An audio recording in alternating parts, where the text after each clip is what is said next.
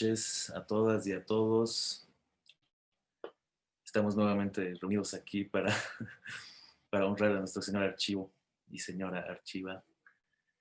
La verdad, muy feliz de poder continuar con estas clases maestras que son por ponerle un nombre, ¿no? La verdad es que son conversaciones muy amenas con la gente bonita que hemos invitado acá y que muy amablemente nos han abierto las puertas de sus películas, de su cine y ahora de su conversación más profunda quizás, ¿no? Es increíble. Gracias, Leandro. Gracias por estar acá.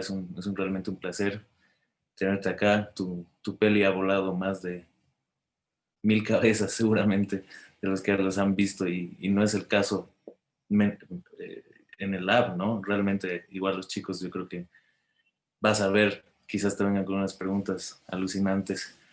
Estamos con Leandro, con Tiziana, compañera desde Chile, aquí llevando el trabajo de laboratorio. Ya vamos en nuestro cuarto día, finalizando el cuarto día, agotadísimos pero felices de poder estar tutoreando, asesorando. En realidad nosotros somos los que aprendemos más de las chicas del lab que tienen hermosos proyectos, hermosas miradas sobre esos archivos que han decidido apropiarse.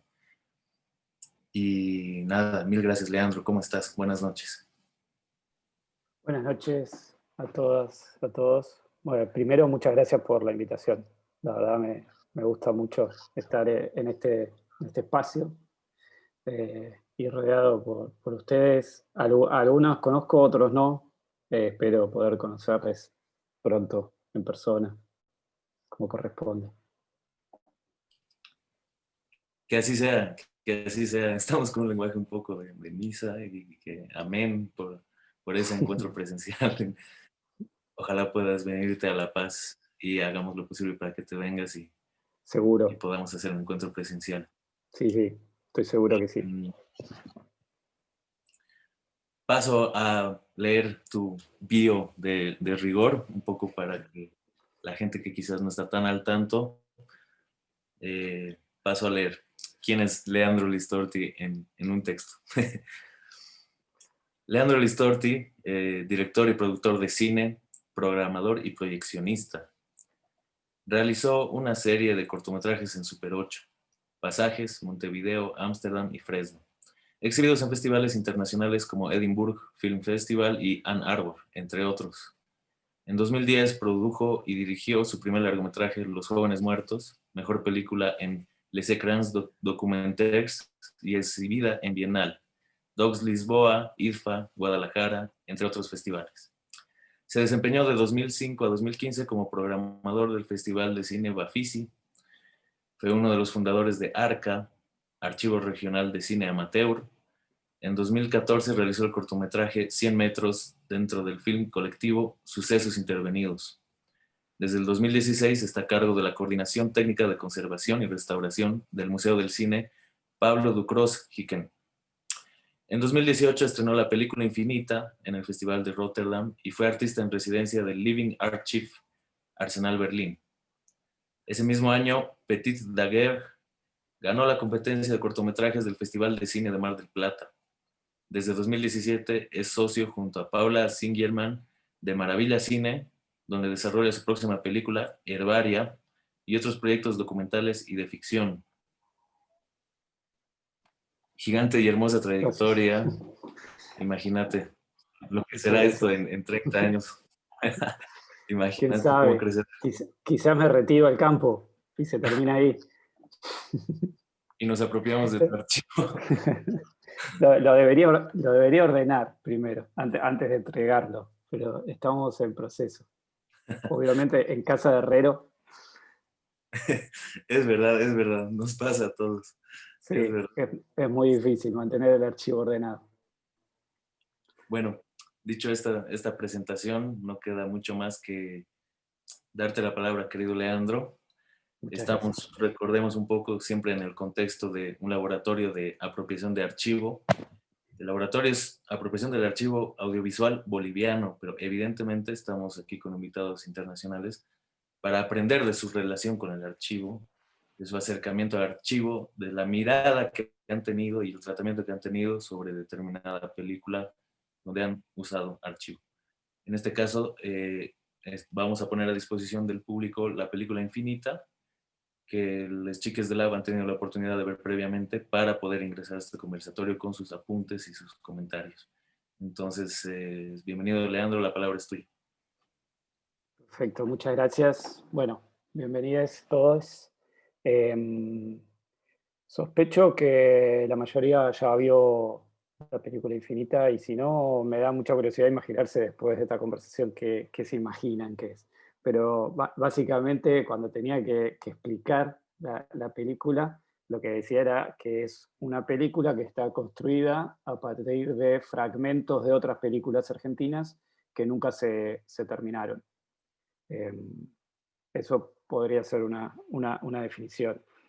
La idea la tuve hace bastante tiempo y durante mucho tiempo era una idea, era algo en abstracto. Y a quien se la contaba me decía, es una idea buenísima, tenés que hacer una película con eso. Y durante mucho tiempo no hice más que tener esa idea en la cabeza y no dar ningún paso más. Yo creo que en parte porque me imaginaba que lo que faltaba para dar ese paso era decidir que efectivamente yo creía que había una película ahí. La conté a varias personas, una de esas personas fue Paula Singerman, que recién mencionaste, Mauricio, productora de mucha experiencia, me dijo, hay que hacerla, ya, nos ponemos a trabajar. Yo durante todo este tiempo que la tenía en la cabeza, algo que sí hacía era tomar nota de cualquier información que me cruzara sobre alguna posible película argentina.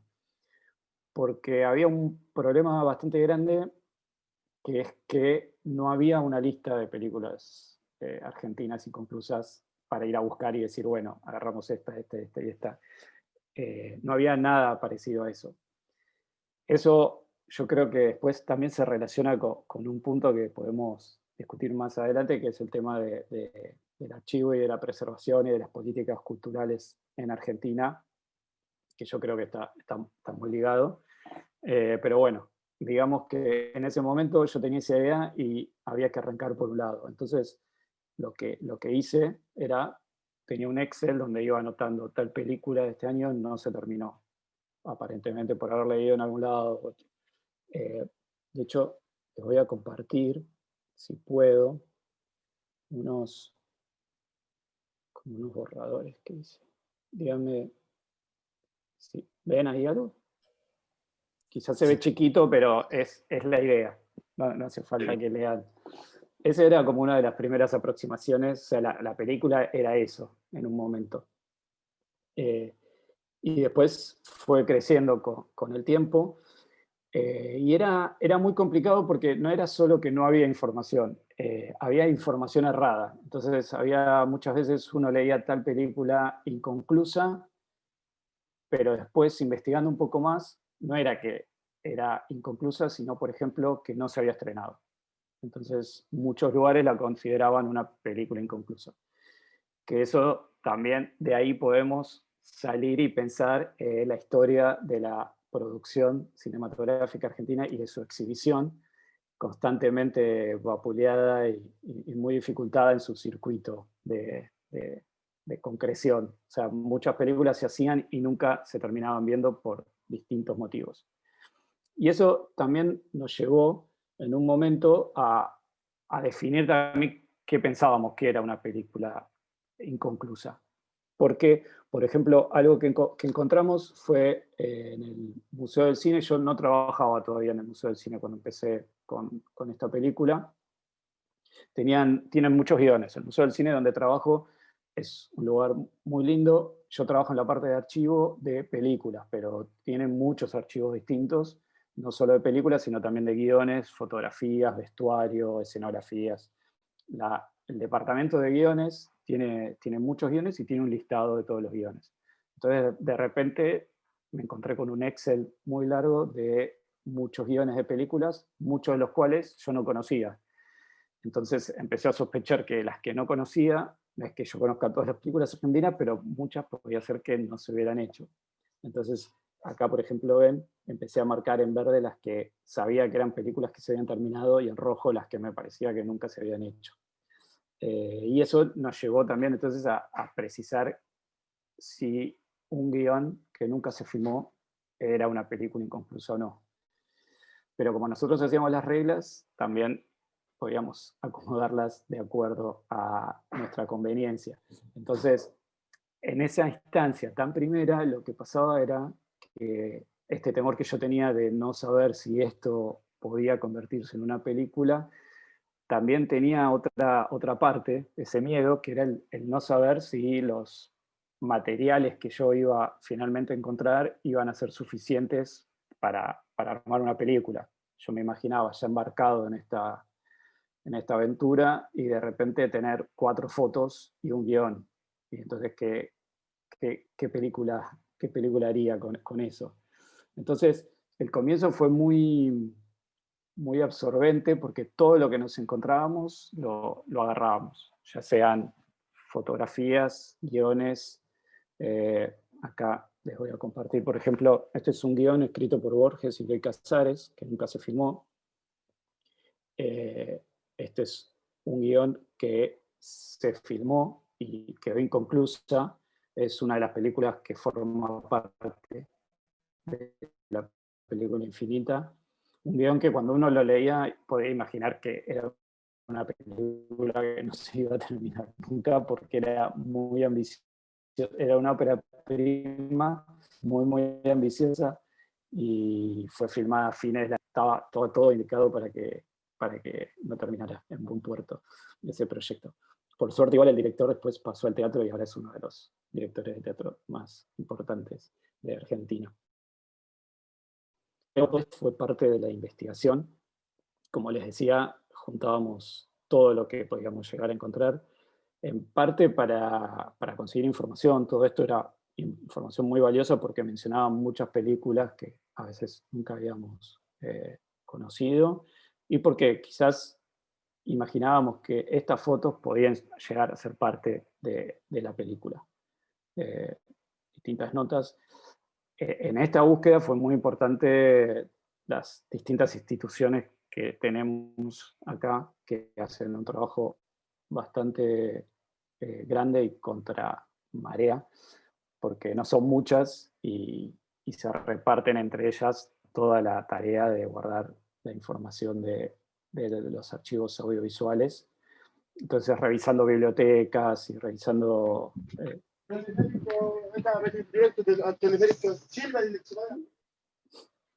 acá hay otra nota. Esto es un claro ejemplo de cómo esta nota que yo encontré en un diario, en un momento lo escaneé, saqué las fotos y eventualmente encontramos el material de esa nota.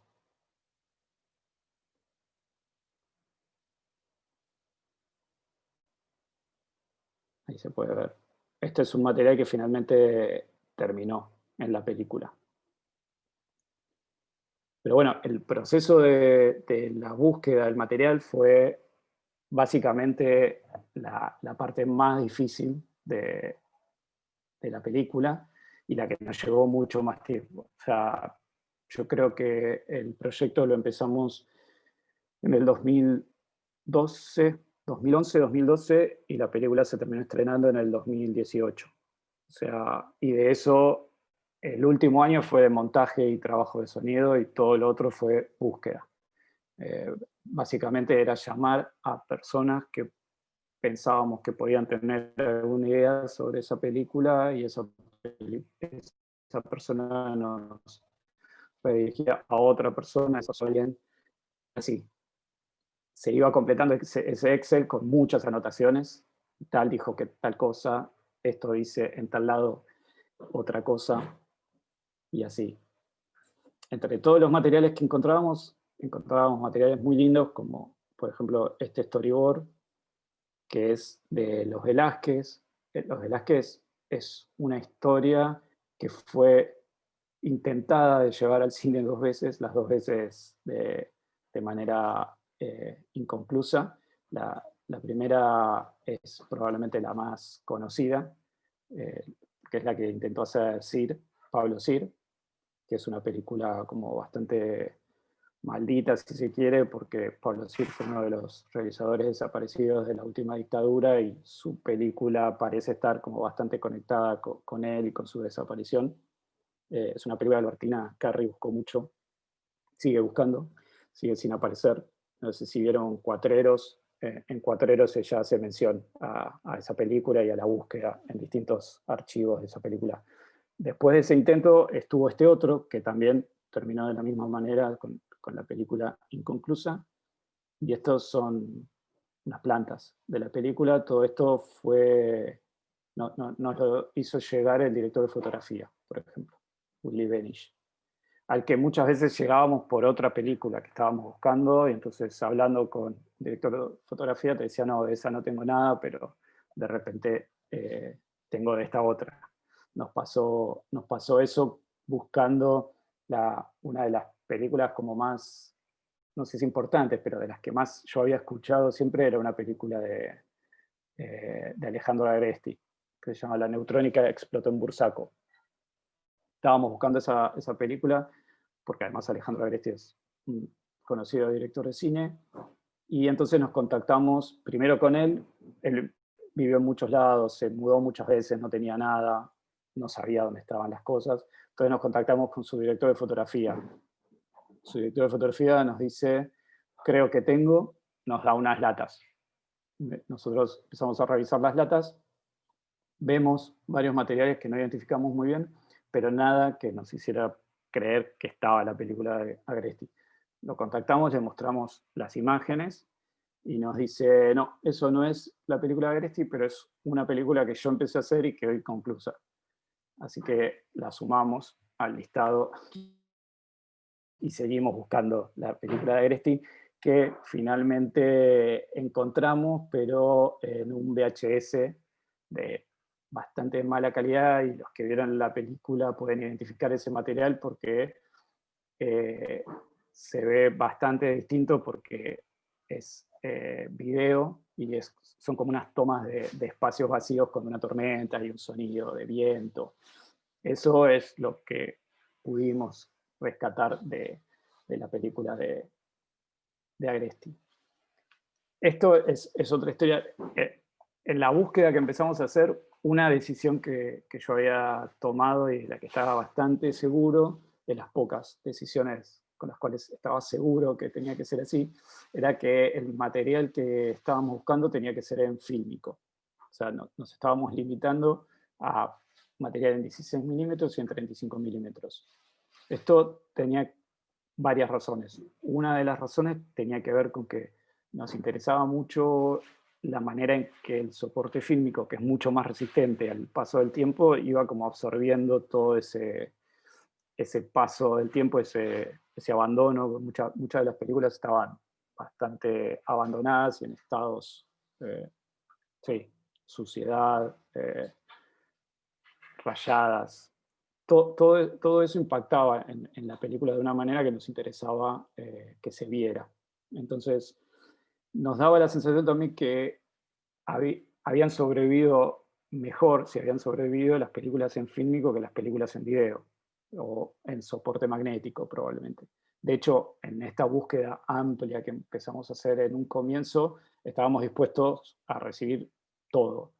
Y sorprendentemente en video encontramos mucho menos que en fílmico, por lo que sospecho que esta teoría de que sobrevivieron mejor las imágenes en fílmico que las de video magnético o digital, que las de digital yo estoy 100% seguro, porque estoy seguro que las películas hechas en digital se debe haber perdido, como con el cine mudo, casi el 90% de la producción, que es algo lamentable, pero que no hay mucho para hacer, porque desde nuestro lado por lo menos, porque es mucho más caro, aunque parezca mentira, mantener el digital que mantener el fílmico. Pero estoy agarrando por un costado. Y entonces, esta idea de solo fílmico, que como les mencioné recién, igual, al mismo tiempo que les digo esto, la película de Agresti solo habíamos encontrado un VHS, que era lo único que había. Y Agresti nos decía, eso es lo único que hay porque la película desapareció por completo. Y entonces, como nos gusta romper las reglas, aunque las hagamos nosotros mismos, la idea era solo fílmico, pero en ese caso hicimos una excepción e incluimos ese video, esa imagen en video, que por lo que pudimos igual precisar es una cámara de video que filma una moviola, porque se escucha el ruido como si fuera de una moviola y un poco la textura es esa y tiene como el color del vidrio un poco ámbar que tienen las moviolas. Y después pasaron cosas también como particulares que encontramos materiales que nunca pudimos precisar qué eran. Esto es un corto que creemos que es de Ricardo Alventosa, que es un director argentino, que ya murió, y no pudimos precisar más que eso. Hablamos con gente que trabajó con él, estudiantes que hicieron tesis sobre su obra, y nada, el material está en fílmico, es un cortometraje, pero que no pudimos precisar ni el título, ni si efectivamente es de Alventosa, cómo se llama. Y este es otro ejemplo de los que les mencionaba, es un material que finalmente tampoco quedó en la película, que había sido pensado originalmente para la tele, pero se había hecho como una versión de película, de largometraje, aunque quedó inconcluso también. Era una serie bastante novedosa para la época, esto estamos hablando de los 90, se llamaba Doctor Lazarus, y era Norman Brisky, que era como un médico que hacía experimentos con gente y demás. Y como tenía además mucho material de archivo en la misma serie. Entonces, en los tapes que encontramos había además material de archivo de principios del siglo pasado.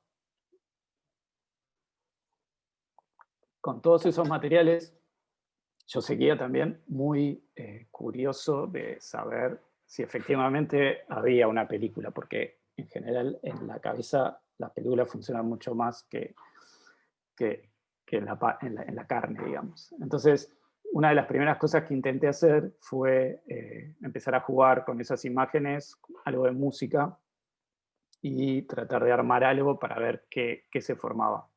Antes voy a saltear un poco para arriba, porque mientras estaba buscando todo, muy al comienzo, me crucé con esta cita de Comolli, que me ayudó mucho porque era exactamente lo que yo estaba pensando.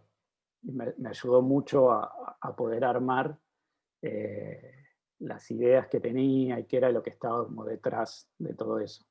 Era como lo mismo, mucho mejor redactado que lo que estaba pensando yo, acerca de una idea de historia paralela que está detrás de la historia que se ve y que nunca finalmente termina como encontrando la luz.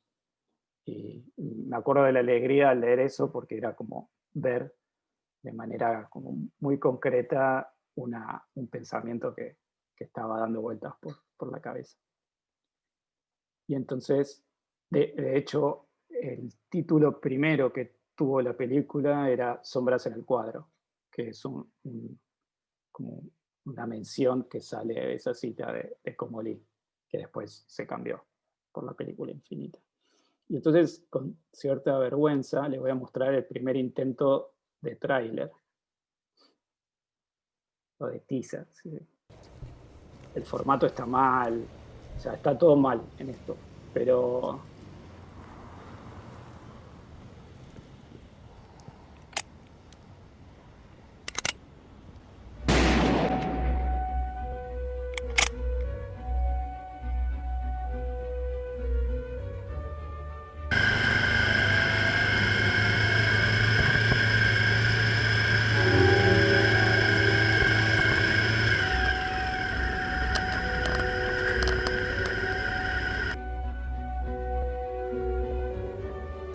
el subtitulado está mal, todo.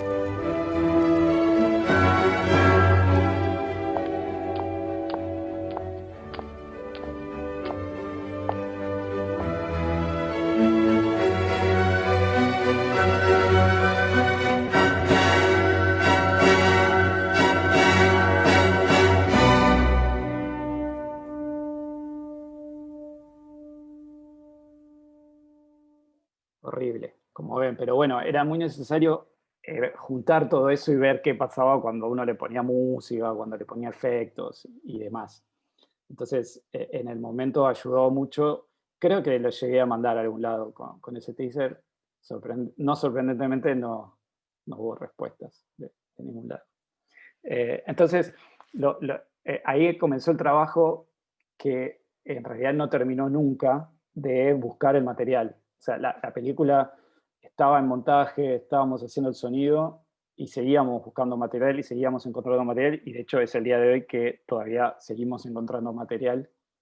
Parte del título de la película Infinita viene un poco de ahí, que nos dimos cuenta que era una tarea que nunca iba a terminar, porque por un lado todo el tiempo se siguen haciendo películas que no se terminan, por el otro todo el tiempo siguen apareciendo materiales de películas viejas que no sabíamos que o que existían o que había material.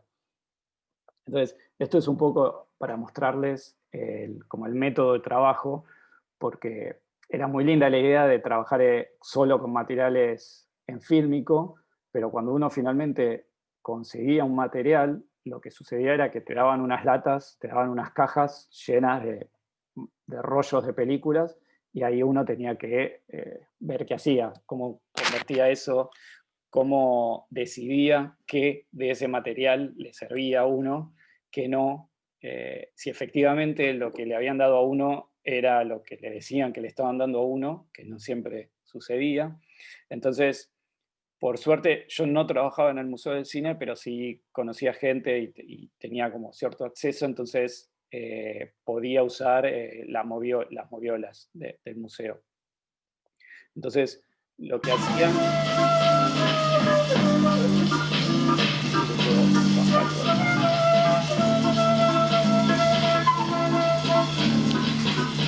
Esto era lo que yo hacía. Ponía la película en la moviola con una cámara de fotos de una calidad muy mala, grababa un videíto.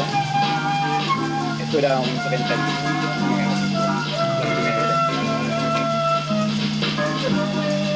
ven que lo que se ve, en este caso se ve bastante bien. O sea, se puede identificar que son personas y demás. Había casos en los que era mucho más difícil lo que estaba pasando. Esta es una película de los 60, un director cordobés. Y estaba también en el límite entre no terminada y terminada, porque como ven tiene sonido, pero no tiene la copia. O sea, era una copia que estaba ya con un negativo, listo para hacerse copias y estrenarse. Pero aparentemente se pasó una vez en la tele, aunque en muchos lados aparece como que no se terminó. Entonces, yo con eso lo que hacía, grababa la moviola. En el caso como este, en el que era negativo, lo que hacía después en mi casa, en la computadora, era lo convertía a positivo. No era que se veía genial, pero avanzaba un poco más en tratar de ver qué era lo que estaba pasando. Era muy difícil manejar, era mi primera vez manejando moviola. Tenía que grabar y manejar la moviola todo al mismo tiempo.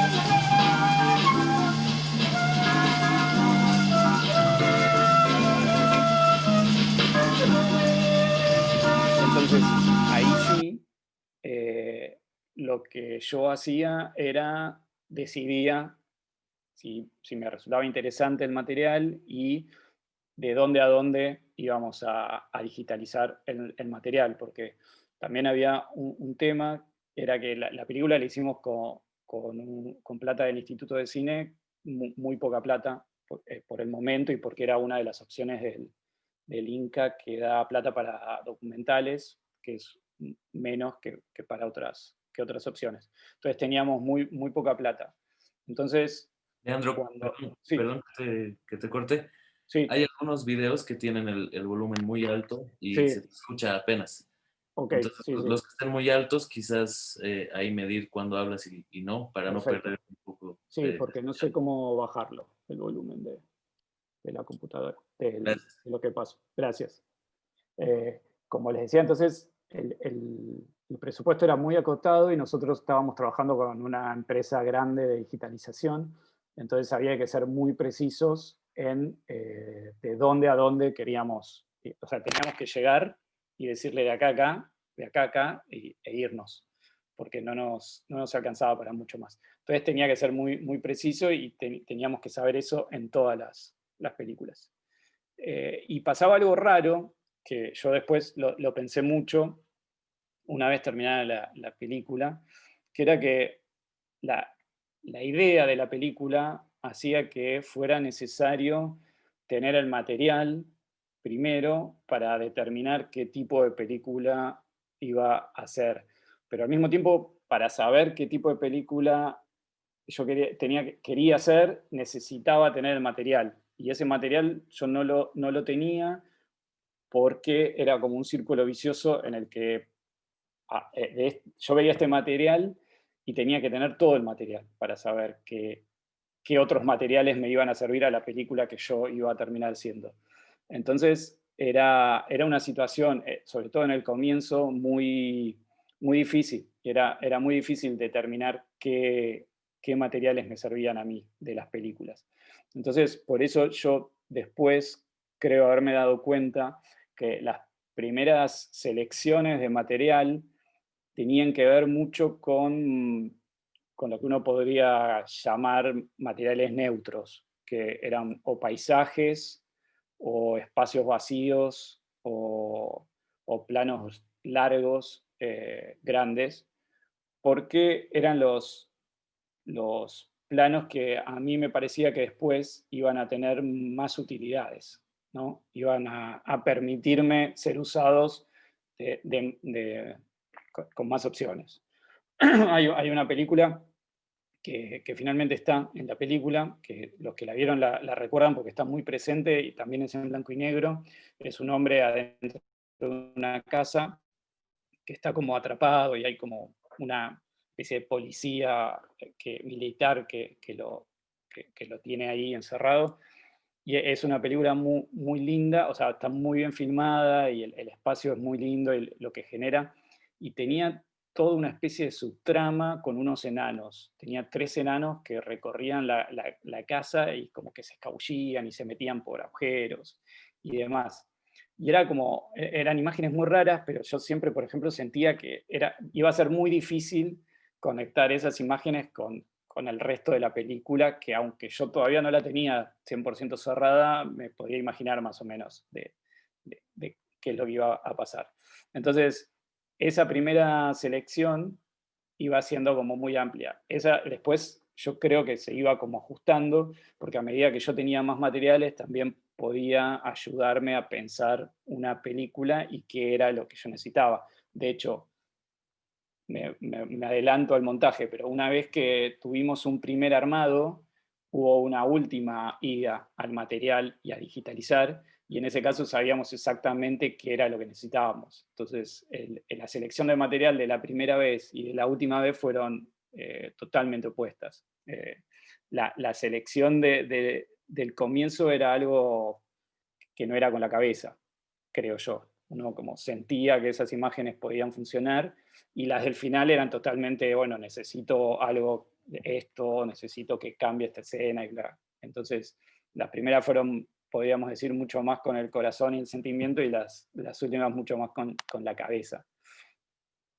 Y volviendo a las reglas que rompimos, esta idea de estar construida exclusivamente con material de archivo se quebró una sola vez también, cuando otra de las películas como estrellas inconclusas argentina es El Eternauta de Lucrecia Martel, que no llegó a filmar nada, pero hubo como mucho trabajo previo, y entre el trabajo previo había un storyboard y unas garras que habían hecho construir de los bichos que aparecen en la historia, y se habían construido unas garras muy atractivas, muy chiquitas, y fuimos un día a la casa de Lucrecia y nos mostró todo, nos mostró el story, nos mostró eso, entonces decidimos filmar esas garras, porque era un proyecto que nos interesaba mucho, pero del cual no había material fílmico. Entonces, en ese caso, convertimos, si se quiere, material que no era fílmico en material fílmico y filmamos, y fue lo único que filmamos nosotros mismos. Y nosotros lo filmamos, sino que también lo revelamos con un amigo. Entonces, estas son unas imágenes del revelado casero en su casa. De hecho, si lo ven en la película, casi pueden que se lo hayan perdido porque son unos segundos nomás que aparecen, pero esto es parte de lo que filmamos. No sé si se llega, creo que nunca se llega a entender la proporción, pero eran muy chiquitas, eran como si fuera un dedo índice de alto. Pero, pero está bueno porque se pierde esa proporción y uno se las imagina mucho más grandes. Entonces esto fue filmado y revelado por nosotros y es lo único que aparece en toda la película que no es archivo. Y se ve como, evidentemente, filmado por nosotros mismos. Esas son mis manos. Ahí se ve mejor la proporción.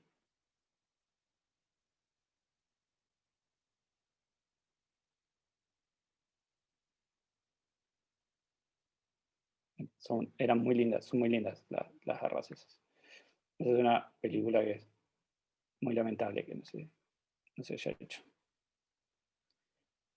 Pero bueno, algo muy significativo de lo que hablábamos antes del soporte fílmico es que prácticamente todo el material que conseguimos, que finalmente fue mucho, en eso tuvimos bastante suerte, era solo imagen y nada de sonido. Pasaba que encontrábamos latas, pero que les mostré un ejemplo muy raro en el anterior, en la violencia, de material que tuviera sonido. En general, todos saben que cuando se filmaba en fílmico, se filmaba por un lado la imagen y por el otro el sonido. Entonces, siempre que conseguíamos el material, solía estar antes de que se hiciera o un dub o una copia final, obviamente. Entonces, al principio nos dimos cuenta que teníamos suficiente material y muy bueno, pero nada de sonido. Y eso, en un principio, nos pareció algo bastante negativo. Y después nos dimos cuenta que, al contrario, era algo bastante bueno, porque lo que nos permitía, nos obligaba en realidad, más que permitirnos, era tener que crear un diseño sonoro, yo por lo menos no lo había pensado a priori. Y el diseño sonoro, me di cuenta de manera muy concreta, que es algo que uno sabe, pero que hasta que no lo pone en práctica no llega a ver como el alcance y la dimensión que tiene, es como muy poderoso. Entonces, al tener un montón de imágenes muy potentes, muy atractivas todas, y nada de sonido, dijimos, bueno, tenemos que empezar a armar un sonido, y el sonido era lo que empezó a unir todos estos materiales que eran totalmente disímiles. Entonces, en un momento yo me di cuenta que el guión lo estábamos escribiendo con el sonido, porque el sonido era cuando uno les ponía a dos películas distintas la misma banda de ambientes, de repente se podían convertir en algo que había estado siempre junto. O cada vez que aparecía un personaje uno repetía un sonido y de repente esos personajes empezaban a estar conectados por algo. Ni que hablar de la música y demás recursos quizás un poco más comunes, pero la manera en la que el diseño sonoro empezó a crear climas, a mostrar cuándo una imagen tenía que significar algo y cuándo otra, fue bastante revelador. Y de hecho, bueno, creo que el trabajo que hizo Roberta Einstein con el sonido fue muy espectacular. Lo que les quiero mostrar acá es una de las pocas películas que el director había guardado las latas de imagen y algunas latas de cinta magnética. Bueno, esto es también otra digitalización casera mía. El material obviamente era mudo, el registro fílmico. Otra cosa que yo hacía era la reproducida en velocidad alta, para que me ocupara menos espacio en la camarita y pudiera grabarlo todo. Sobre todo, esta película tiene tomas muy largas, entonces se ve que está acelerado. Y este es el único caso en el que tenía las cintas que correspondían con la imagen. Entonces, en un momento, pensando que quizás lo terminábamos usando, sincronicé el sonido y la imagen. Primera, cámara. Marque. Acción.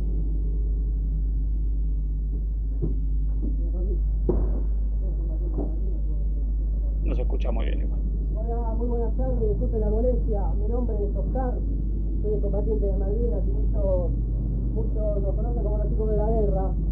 En este momento, como siempre, el gobierno se olvidó de nosotros, nos está dando la espalda y por eso debemos pedir la colaboración a todos ustedes. Estamos metiendo un material que confeccionamos nosotros en la Casa de Veteranos de Guerra. Es un material que no solamente sirve para darle de comer a nuestras familias, sino también para... Pero bueno, finalmente nada de lo que quedó en la película tiene sonido en sincro. Y pasaron cosas como muy, muy sorprendentes con el sonido. Los que vieron la película quizás se acuerden, hay una escena que hay una especie de publicidad militar con imágenes de militares y cadetes y el sonido de una publicidad de la dictadura. Bueno, prácticamente todo el mundo cree que el sonido y la imagen corresponden a una misma película y en realidad no. Esta es La autoridad es como una moneda. En una de sus caras están quienes, por méritos propios, la ejercen. Y en la otra, quienes la aceptan por convicción. Si falta una de las caras, no tiene valor. Sin autoridad, no se hubiese podido concretar la gloriosa epopeya de los Andes. Sin autoridad, no se podría haber organizado la conquista del desierto. Sin autoridad, no serían realidades la búsqueda y extracción de solo para petróleo. mostrarles que el sonido, cuando escuchen en la película, en realidad corresponde a esta publicidad y no a las imágenes que todo el mundo cree que corresponden a eso. Y es uno de esos momentos en los que parece que estaban hechos el uno para el otro y en realidad no. Y con respecto al montaje, algo que no había comentado, pero fue uno de los momentos, después de la búsqueda de todo ese material, el otro momento importante en la producción de la película fue el empezar a montar el material. Porque lo que pasaba era que había 1000 posibilidades. Aun cuando teníamos una idea de qué película queríamos hacer, en general, cuando uno trabaja con mucho archivo, en este caso habíamos conseguido bastantes películas, las posibilidades eran, me animaría a decir, infinitas. Entonces había que empezar a dar esos primeros pasos que empiezan como a determinar hacia dónde va la película y qué vamos a usar de cada una de estas. Entonces, lo que sucedió fue, empezamos a trabajar con un montajista y un sonidista y avanzábamos, pero no terminábamos nunca de encontrar como cierta unidad y nos pasaba esto. Era como que cualquier parte podía ir en cualquier otro lugar y entonces se volvía como un poco demencial, porque cada paso que uno hacía dudaba si efectivamente podía ser así o era mejor de otra manera. Y era como un juego de no terminar nunca. Avanzamos un poco más y en un momento yo tomé la decisión drástica de terminar de trabajar con ellos y empecé a trabajar finalmente con Felipe Guerrero, que fue el montajista, y con Roberta, que hizo el sonido. Y ahí empezamos a trabajar y lo que sí sucedió es que se trabajó mucho más en concordancia el sonido y la imagen. No sucedió lo que sucedía antes, que era que trabajábamos montando la imagen y después se veía qué pasaba con el sonido, sino que en este caso se trabajaba el sonido y se trabajaba la imagen y en un momento nos juntábamos los tres y veíamos qué pasaba y el sonido venía con escenas que no tenían imágenes, pero que tenían un sonido, un tono, y entonces veíamos que esas imágenes podían trabajar con ellas o había que buscarles imágenes para esas escenas, y eso fue un cambio bastante fuerte en la manera de trabajar y en la manera de poder avanzar. Y Y otra cosa que pasaba era que cuando uno empieza finalmente a avanzar, yo siempre lo que uno intenta, lo que yo intento cuando trabajo con archivo es conocer muy, muy, muy bien el material, casi más que si lo hubiera filmado uno. Entonces, uno tiene como un conocimiento de todos los planos, de todas las duraciones. En el proceso ese de edición, uno empieza, yo creo que uno empieza a encontrarle una lógica, o es simplemente que la cabeza empieza a funcionar de una manera en la que se sumerge en esa marea de imágenes y cree encontrar algo. Pero lo que sucede finalmente es que uno encuentra cierta lógica. Entonces empieza a ver que es mucho más claro dónde termina una escena, dónde puede empezar otra, el orden, y por qué sí de esa manera y no de otra manera distinta. Entonces, ese avance en el montaje y en la claridad mental de lo que uno está haciendo, finalmente hace que uno pueda llegar a una especie de primer armado y ahí empezar a hacer como recortes, si se quiere, un poco más finos. Nosotros teníamos ideas abstractas y un poco más grandes que eran las que nos guiaban un poco en el trabajo de edición. Una de las ideas que teníamos era esta imagen de que queríamos que la película armara una historia, pero no que fuera una historia muy, muy definitiva. Nos daba esta sensación de que nosotros juntábamos las piezas y en cuanto nos parecía que se estaba armando una historia, las separábamos de vuelta para que eso no terminara sucediendo. Entonces, de esa manera lo que hacíamos era, por un lado, evitar que toda la película tuviera como una chatura o una misma línea plana donde no pasara nada, y por el otro lado era como una actividad mucho más activa de parte del espectador, porque el espectador estaba, uno se daba cuenta, era muy, muy sorprendente, uno como espectador está todo el tiempo armando una historia, entonces uno le tira al espectador dos planos y el espectador está uniendo esos dos planos para armar una historia con eso. Entonces, cuando descubrimos cómo funcionaba eso, empezamos a hacer eso. Empezábamos a juntar personajes, a buscar uniones para que el espectador se armara una historia y luego lo desarmábamos. Para que el espectador dijera, pero bueno, ¿qué pasaba? Esto no era así. Y de vuelta. Yo tenía en mi cabeza uno de esos juegos que me encantaban de chico, que eran como números con puntitos y uno tenía que ir uniendo los números y se armaba como una figura. Pero en este caso no había orden, era caótico, entonces uno podía como ir uniendo de distinta manera sin seguir ninguna regla. Entonces algo se iba a armar, pero quizás no era una forma figurativa y era otra cosa que se iba a descubrir en el momento.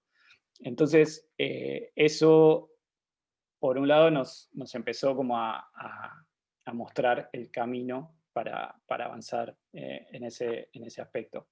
Eso más el sonido empezaron a armar y ahí ya nos empezamos a dar cuenta que podíamos jugar con todos esos elementos y armar una película. Pasaba también algo en esto de armar y desarmar la narración que tenía que ver con el material propio de la película. La mayoría del material tenía claquetas, tenía marcas de que era material en bruto, no eran películas terminadas. Entonces, muchas veces estaban los actores quietos esperando la acción y ahí arrancaban. O caminaban a una velocidad y después se escuchaba que venía la acción. Y entonces también lo que hacíamos era, en este armar y desarmar la narración, se editaba de una manera en la que uno empezaba a querer ver una película. Se sacaban las claquetas, se sacaban esos tiempos muertos y de repente había un plano contra plano, había alguien que cruzaba y era un primer plano de la persona, y de repente eso se desarmaba, porque de repente aparecía una claqueta o se repetían tomas, que eso era algo muy atractivo del material, porque como saben todos los que hacen cine, básicamente el cine es repetir una y otra vez las mismas cosas, sin sentido casi. Entonces había mucho material que era mucha repetición y a mí me parecía que la repetición tenía como mucho que ver con la película y además me parecía como muy, muy fascinante eso, porque en esto de empezar a conocer el material muy, muy, muy de cerca, yo podía ver las diferencias en cada repetición, nunca eran exactamente iguales, entonces se podían como encontrar pequeñas diferencias. Entonces eso también lo usamos a nuestro favor y lo usábamos para destruir esta idea de montaje limpio, ¿sí? Por ponerle un nombre. Y así finalmente terminamos armando algo, entonces la última búsqueda de material ya fue mucho más precisa para buscar determinadas cosas que nos faltaban en la película. Y acá hay unas fotos de cuando grabamos los soft. Acá está Rosario Lefari doblándose a sí misma en una escena de Martín Rejman. Y acá está Edgardo Kosarinski también, pronto a grabar. Y ese era un tema también que a mí me preocupaba mucho y que de hecho fue mucho trabajo en la película, que era, además del diseño sonoro, que era lo que iba a unir o a recorrer toda la película, para que no quedaran como pedazos sueltos. Previo a darme cuenta que este diseño sonoro era suficientemente sólido como para contener toda la película, había considerado un par de veces que hubiera una voz en off que fuera a través de la película. Que de hecho iban a ser dos voces en off distintas. Una que iba a ser más dura, si se quiere, más relacionada a datos.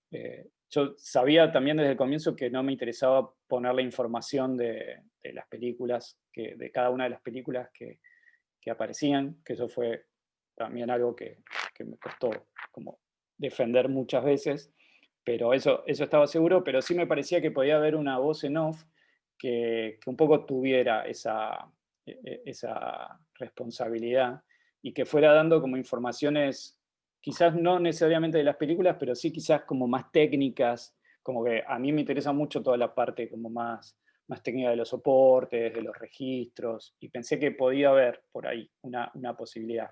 Y otra voz en off que fuera, si se quiere, más poética, que fuera alguien que hablaba en relación a esas imágenes, en primera persona, y que le diera como un tono poético, por falta de una mejor palabra, que uniera toda la película.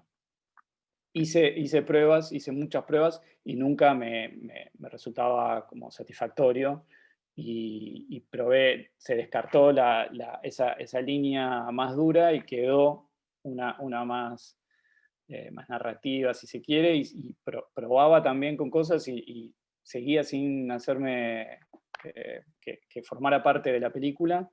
Y cuando grabamos con Edgardo, de todas formas, le hice leer varios pasajes, se habían reducido muchísimo de lo que en algún momento yo había como considerado, lo reduje al mínimo y lo grabamos con Edgardo para eventualmente también probarlo con la voz de Edgardo, y finalmente lo que terminó quedando es el comienzo, el título de la película que menciona Edgardo y que está al comienzo y al final. Eso fue todo lo que quedó de la voz en off, o sea, prácticamente nada.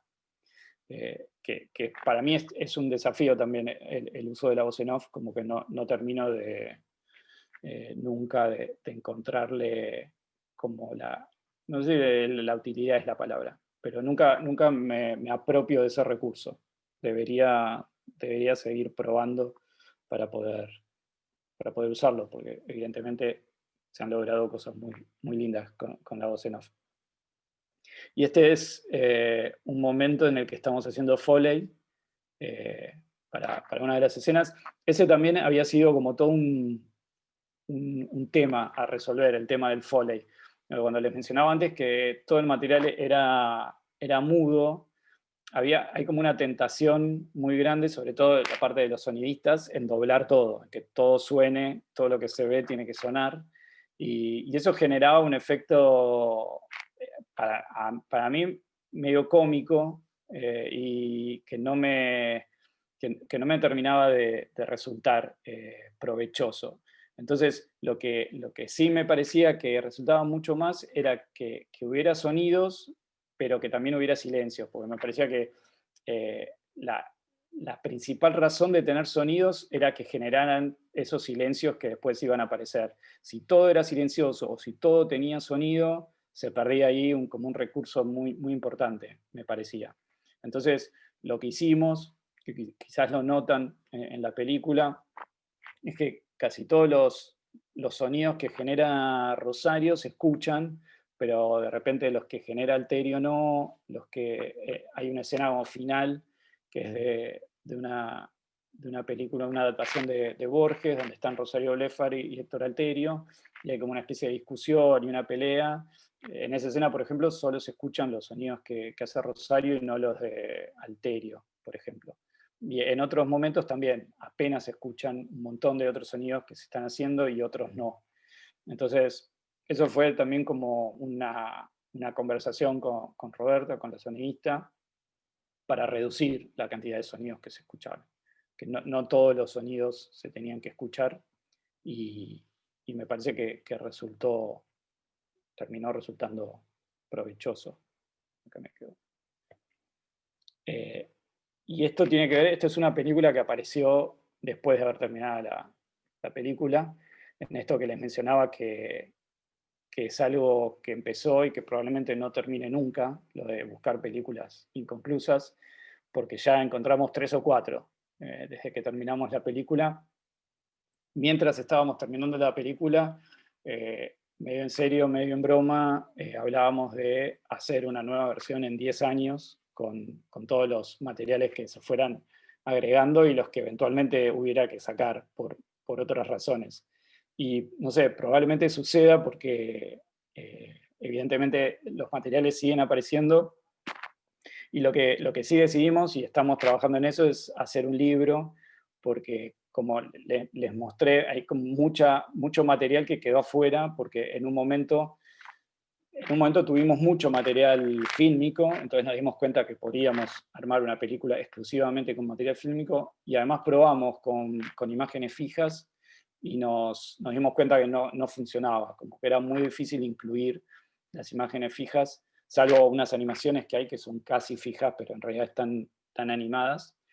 Y entonces quedó toda la información que yo me negaba a incluir en los zócalos de qué película es y de qué año, y que aparece solo al final, y todos estos otros materiales que por razones artísticas, llamémoslo, no formaron parte de la película. Entonces, lo que estamos trabajando ahora es en un libro que sí sea un poco más informativo, si se quiere, y que funcione también como una especie de catálogo de todos estos títulos que no se terminaron, y de todos aquellos que no conseguimos nada, porque de hecho me salté estábamos recién en una imagen, pero obviamente no de todas las películas que identificamos conseguimos material, porque hay muchas en las que llegábamos a una especie de callejón sin salida. Sabíamos que tal película no se había terminado, pero no había manera de contactar al director porque se había muerto, no había manera no tenía hijos, los actores también estaban muertos, entonces terminaba ahí. Esta fue una de las uno de los pocos casos en los que sabíamos que la película no se había terminado, encontramos el material fílmico, hablamos con la viuda del director y estaba todo bien, y un día no estaba todo bien y decidió que no quería darnos el material. Y bueno, lo intentamos muchas veces, muchas idas, venidas, y finalmente no terminó sucediendo. Y esta foto fue muy gracioso porque ya yo trabajando en el Museo del Cine, un día me encuentro con esa lata, que este es el nombre de la película que habíamos intentado conseguir mucho, y obviamente cuando abrí la lata tenía otra cosa, que es un clásico del archivo, no era eso. Así que la ilusión me duró muy poco. Pero por otro lado, igual tuvimos mucha suerte porque en general todas las películas a las que accedimos y que contactamos a los realizadores, a los hijos, a las hijas, pudimos acceder. Hay un par nomás que no, que de todas formas nuestra intención es incluirlas en el libro. Y con respecto a eso me lleva al concepto de autorización y de copyright y de derechos, porque si se quiere otro otro tema con el que tuvimos que lidiar, que fue muy complicado, fue el tema de derechos. En Argentina particularmente la legislación es muy compleja porque es muy gris. No es que sea muy restrictiva, sino que nunca sabes muy bien si estás del lado legal o del lado ilegal, y obviamente ante la duda estás del lado ilegal. Entonces, en este caso era todavía más complicado porque estábamos lidiando con materiales que no eran películas legalmente, porque nunca se habían terminado, entonces no había no se habían inscrito en ningún registro. Muchas veces las productoras habían quebrado cuando la película no se terminó haciendo, o ya no había más herederos, entonces era muy difícil conseguir los derechos de estas películas porque no había dónde ni con quién. Entonces, frente a nuestra inquietud a los señores abogados de si podíamos usar esos materiales, la respuesta era clara. Nos decían, ¿ustedes tienen la autorización? No. Pero nosotros les explicábamos que no la teníamos porque no había quien la diera. Pero para ellos era no. Si no tenés autorización, no la puedes usar. No importa que no exista nadie que te pueda dar esa autorización.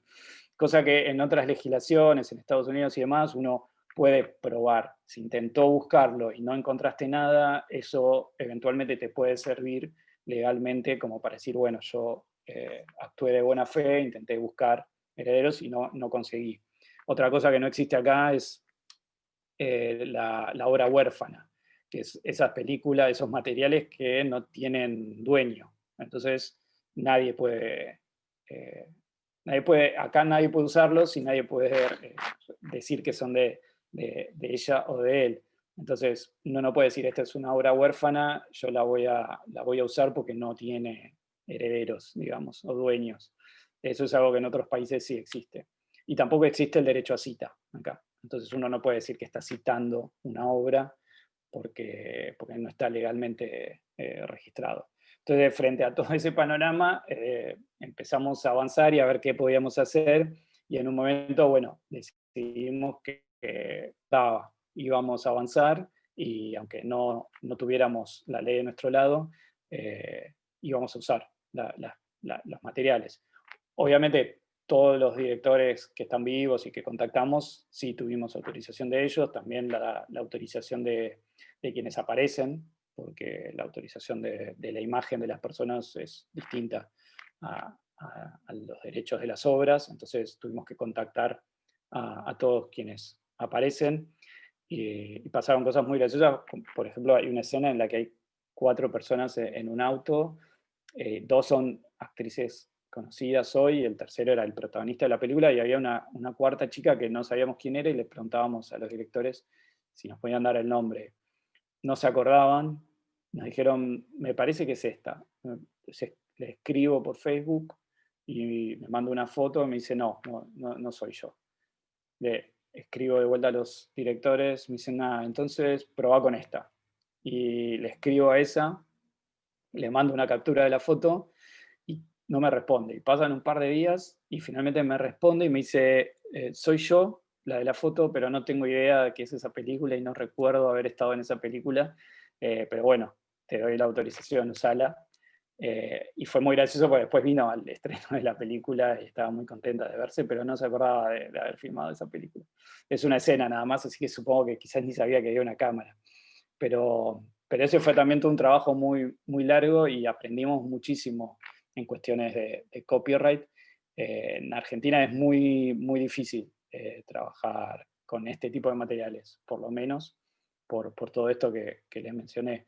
Tuvimos muchas charlas después con la película terminada, con abogados y con gente de derechos de autor y demás, porque la película también uno de los puntos que tocaba era ese, como el uso de archivos, que es algo como muy central al tema de la apropiación de archivos y demás, como que nos obliga siempre a ir por un lado medio marginal, y siempre como más todavía marginal del que nos gustaría, deseando que no te quieran comprar para ninguna cadena europea la película o el corto, porque no podrías demostrar que tenés los derechos de nada de lo que estás usando. La otra opción es directamente evadirse de todo eso y usar lo que a uno le parece. Hace unos días estuve en una mesa en el Festival Márgenes, hablando de esto con otros realizadores, todos de archivos, y prácticamente toda la charla se habló de esto, de derechos de autor y de cómo usar materiales sin tener los derechos. O sea que es un tema como muy, muy central en el uso, obviamente, de archivos. Creo que lo que tenía presentado acá ya es todo con respecto a la película. No sé si quieren seguir hablando de otra cosa de película o si quieren abrir a preguntas. Si no, sigo hablando de... Gracias, Leandro. Pero Buenísimo. no los quiero seguir aburriendo. No, más bien, te agradecemos muchísimo que compartas tu proceso porque efectivamente les chiques están pasando seguramente por procesos parecidos, quizás varios no con fílmico ni metidos en archivos que contengan todavía fílmico, pero igual es el hecho de enfrentarse a un mar de imágenes de cualquier manera, ¿no? Y ver cómo trabajar con eso, cómo empezar a veces, ¿no? Desde cómo empezar, por dónde empiezo, con qué criterios. Y entonces nos sirve definitivamente un montón, querido Leandro. Voy a abrir las preguntas para las chicas del laboratorio, a quien quiera comenzar. Bueno, antes hay un saludo del Facebook de Juan Platero que dice, un abrazo, Leandro, crack, súper interesante. Gracias. Y bueno, sí, damos prioridad ahorita, aclaro, a las chicas del lab. Así que adelante quien quiera, prendan sus camaritas, por favor.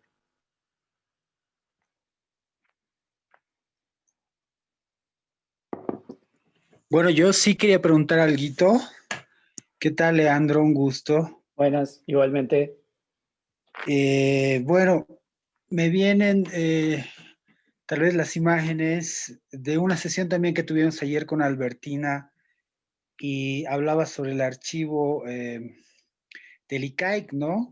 Cómo tienen imágenes inclusive de Mao, cosas así, y sobre cómo no están cuidados.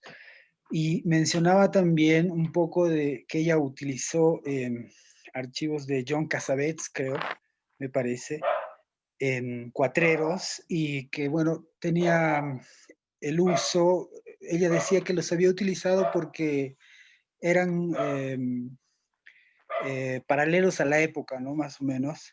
Y yo viendo un poco tu película, me pregunto, veo mucho el tratamiento del sonido, ¿no?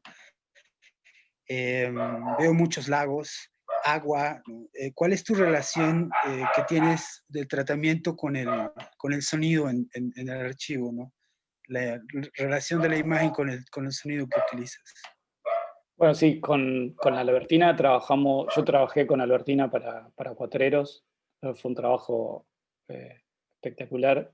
Trabajamos primero ella hizo una instalación previa a Cuatreros, acá en Buenos Aires, que usaba no solo digamos, archivos audiovisuales, sino también el fílmico. Había toda una sala que había armado con material de película 35, que fuimos a buscar cuando había todavía distribuidores de cine en 35, latas y latas que ya usó para armar como una sala. Y fue un trabajo muy, muy lindo el de buscar material para esa película, porque claro, era un proyecto totalmente distinto al mío. Ella tenía como una historia muy personal para contar y lo que estaba buscando eran materiales que le sirvieran a ella para armar como una historia, pero también como un momento. Ella usaba muchos materiales que, como vos decías, quizás no tenían nada que ver, pero que sucedían al mismo tiempo que lo que ella estaba contando.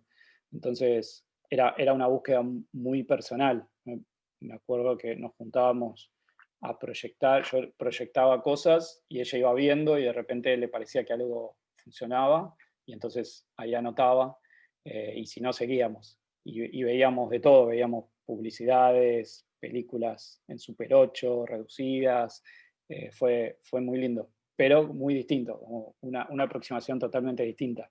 Y en cuanto a tu pregunta del sonido, creo que sobre todo en esta película lo que trabajamos fue la, la no correlación entre imágenes y sonidos, esto de tener una imagen vacía, digamos, de sonidos, nos permitía como llenarla con lo que quisiéramos, y en general eso que llenábamos no era lo que uno podía imaginar que le correspondía a esa imagen, sino que tratábamos como de movernos un poco y de buscar sonidos que no que chocaran directamente con la imagen, pero que uno como espectador tuviera que pensar, ¿por qué ese sonido con esta imagen? Si no es exactamente el que le corresponde, el sonido que le corresponde a la imagen o la imagen que le corresponde a este sonido.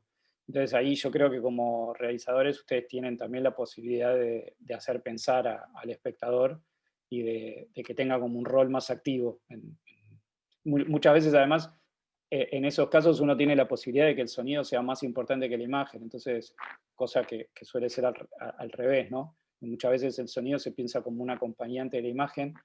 En estos casos, cuando trabajamos con archivos así tan distintos, podemos suponer que la imagen es lo principal, que el sonido es lo principal y que en realidad le estamos poniendo algo de imagen simplemente para no dejar la pantalla en negro, pero que también podría ser un recurso, ¿no? Dejar la pantalla en negro y que simplemente se escuche. Yo creo que ahí hay como un juego muy, muy potente y muy útil y que no siempre está del todo usado, el del sonido. Entonces, no habría que pensar simplemente el sonido como un acompañante más, sino como que tenga el mismo valor que la imagen. En ese punto sí, hay que pensar a veces el sonido independientemente de la imagen y ver qué pasa cuando lo juntamos con algo más. Claro. Gracias. No, de nada. Gracias a vos. Muchas gracias, Bis, por tu pregunta. Vamos a seguir abriendo las preguntas a las chicas del lab, por favor, si alguien quiere comentar. Ahí sí prenda su camarita. Y los demás, perdón por apagarles la cámara, se ha empezado a colgar un poco. Y solo el que pregunte, por favor, prenda su camarita. Mil gracias. Quien quiera.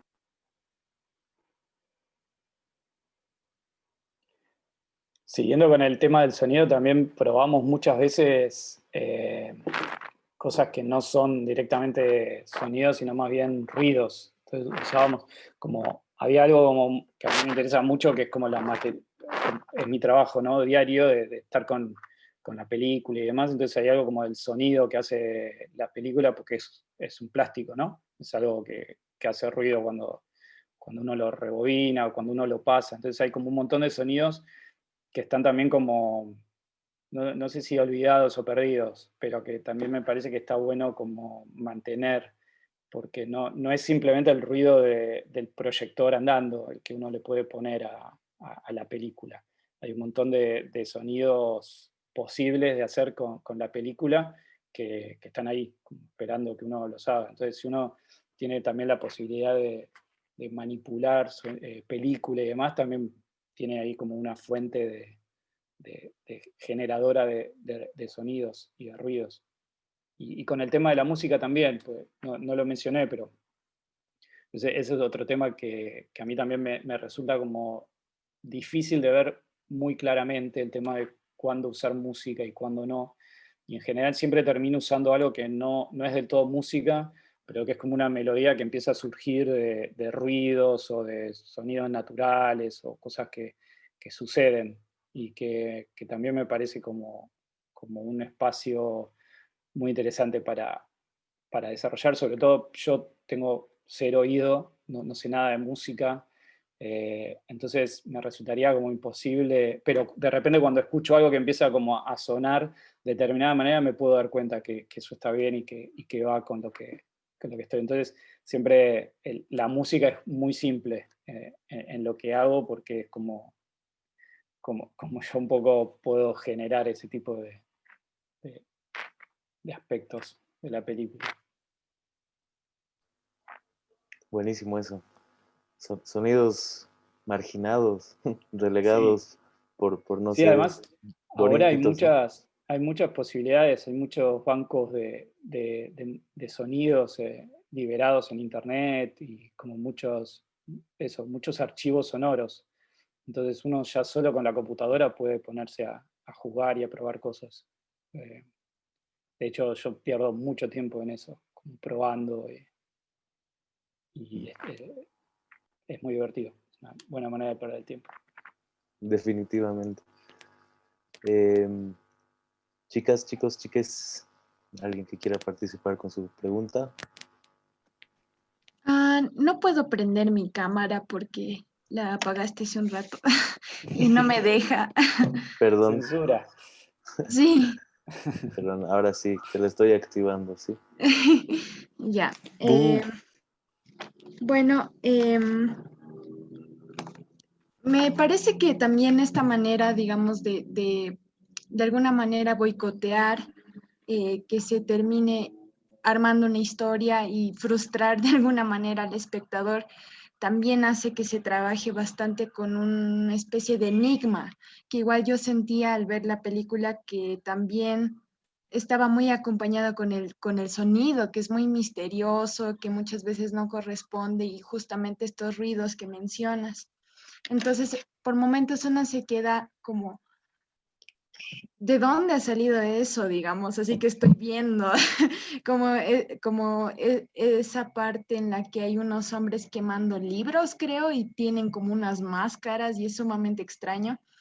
Pero mi pregunta va más aquí hay una, no sé si es la misma película, pero lo sospecho, que está tachada, que no se puede ver.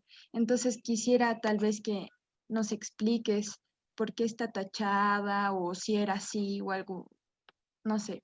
Bien, sí, me había olvidado de mencionarla.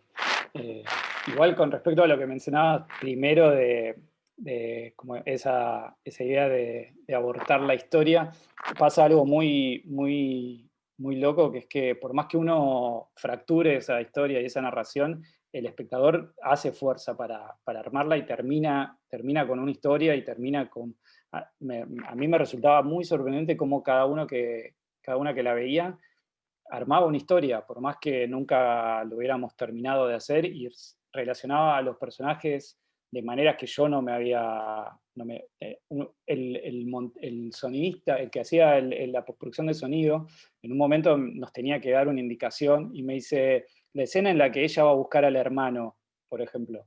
Y nunca nos habíamos imaginado que Rosario, el personaje, había ido a buscar al hermano que había desaparecido, y eso me parecía como muy fantástico. Por más que uno le saque partes a la historia y esconda y rompa, el espectador va a ser, como consciente o no, va a terminar armándose una historia, porque evidentemente es la única manera que puede recibir esa información y la cabeza procesar todo eso. Eso es hermoso.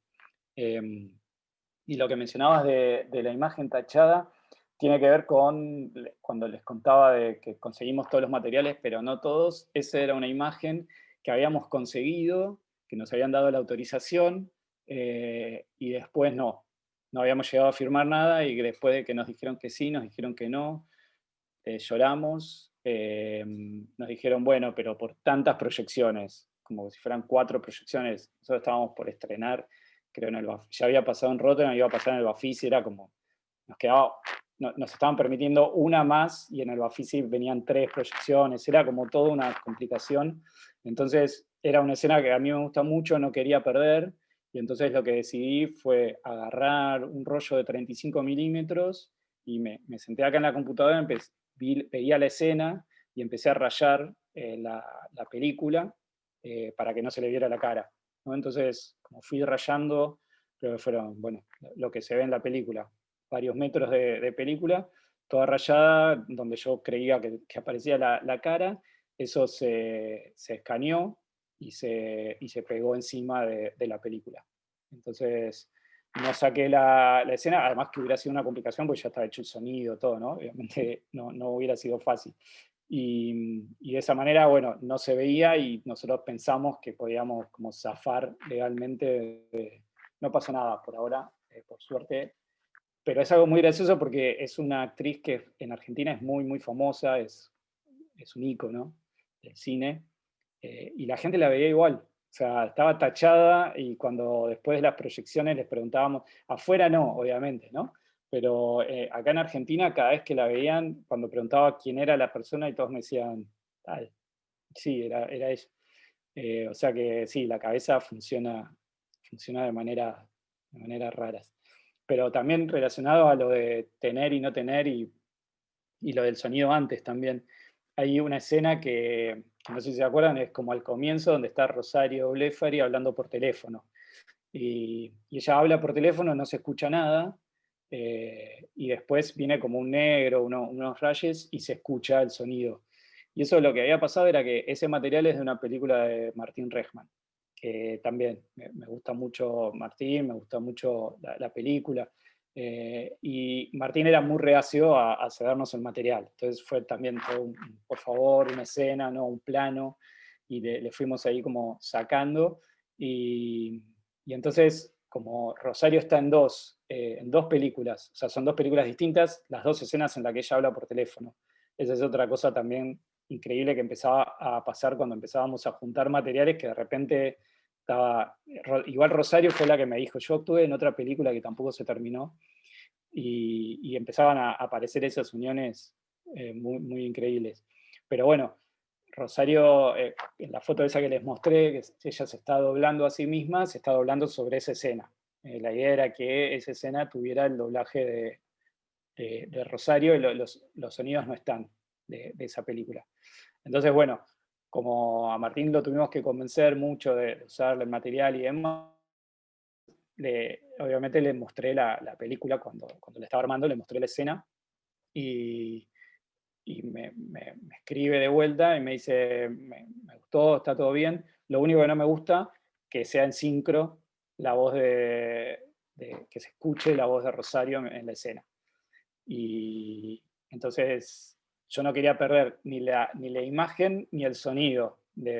Entonces lo que decidimos fue desincronizarlo, entonces tenemos la imagen en silencio y después viene la voz de Rosario, que le da también como un tono, que es uno de los primeros momentos en los que el comienzo parece una película normal, y de repente empezás a ver eso, que llega el sonido después de la imagen que acabas de ver sobre un líder de película.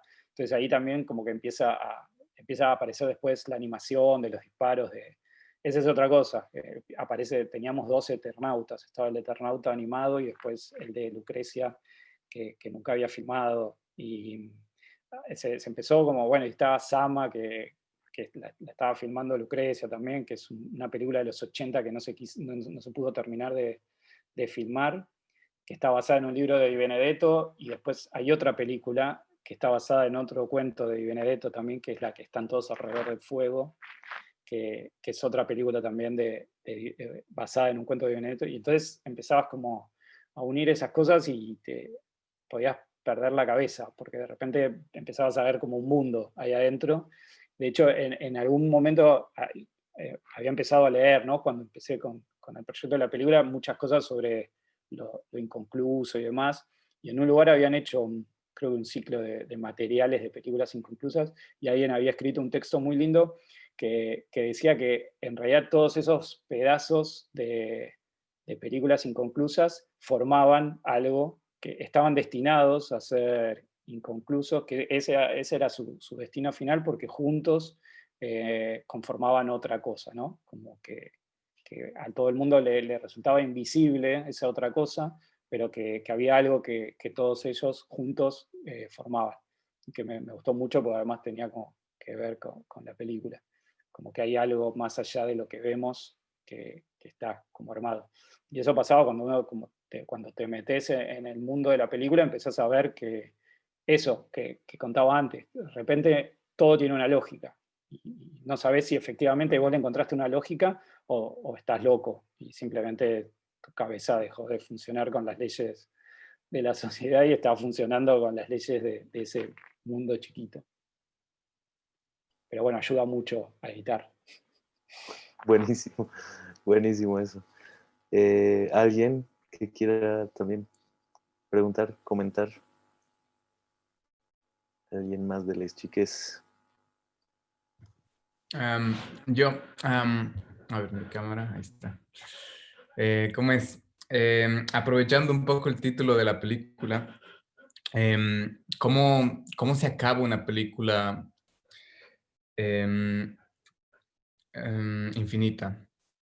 A lo que me voy es como tienes tanto material y comienzas a crear relaciones entre las mismas imágenes. Y tú mismo dijiste que estas relaciones pueden extenderse para siempre, ¿no? Como no se ve que hay un fin cercano. ¿Cómo y dónde y cuándo se toma la decisión de finalizar la película? Y probablemente sean factores externos. O sea, te acaba la plata o el montajista te dice, tengo que seguir con otra película, terminemos. O te dicen de un festival que quedó y entonces tenés que, eso que habías mandado, determinar que era la película final y empezar a armarla para que se vea.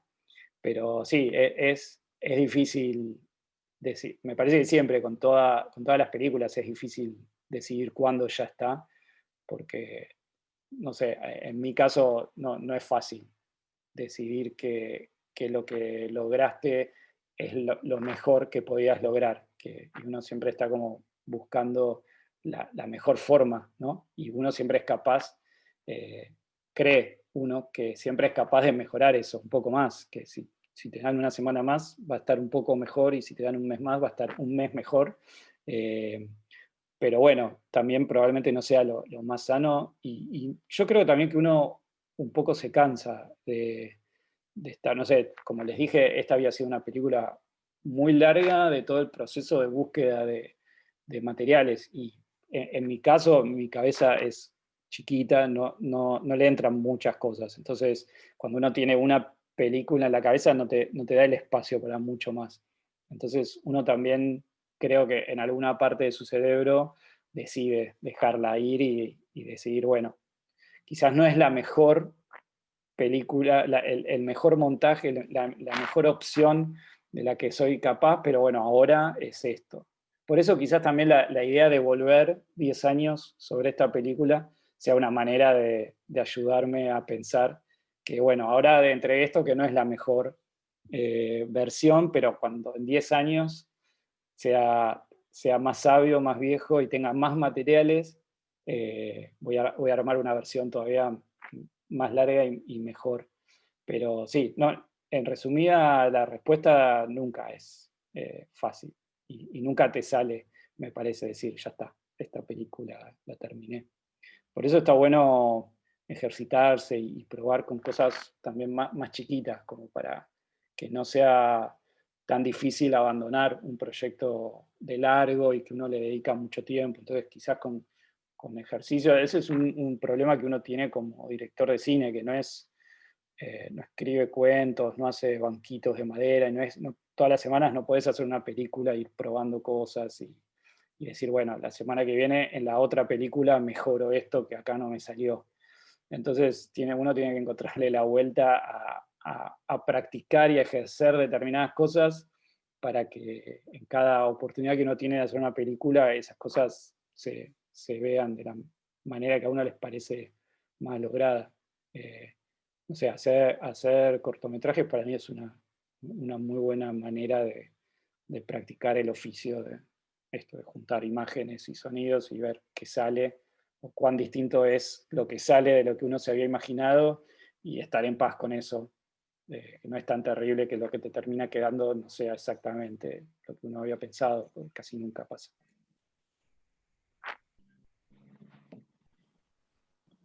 Genial eso. Cuando hablabas en este juego de palabras, de tener la película final de la película infinita, no pude evitar pensar en esta película hermana quizás, o quizás película antípoda de la tuya, que es esta de Final Cut, Damas y Caballeros, de Georgie Palfi, que es igual puro found footage, y igual así 1 hora 25 de puros materiales ajenos de ficción, ¿no? Entonces es el corte final versus la película infinita, ¿no? Es como un buen díptico que se me viene a la cabeza. ¿Alguien más que quiera participar, por favor?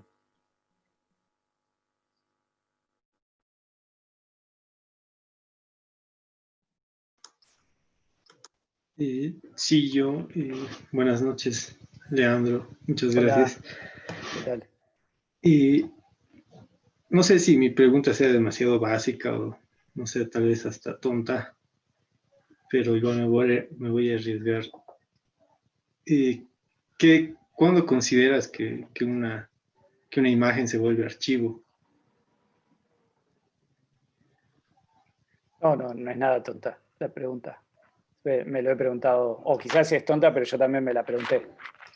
Así que en todo caso compartimos las preguntas tontas.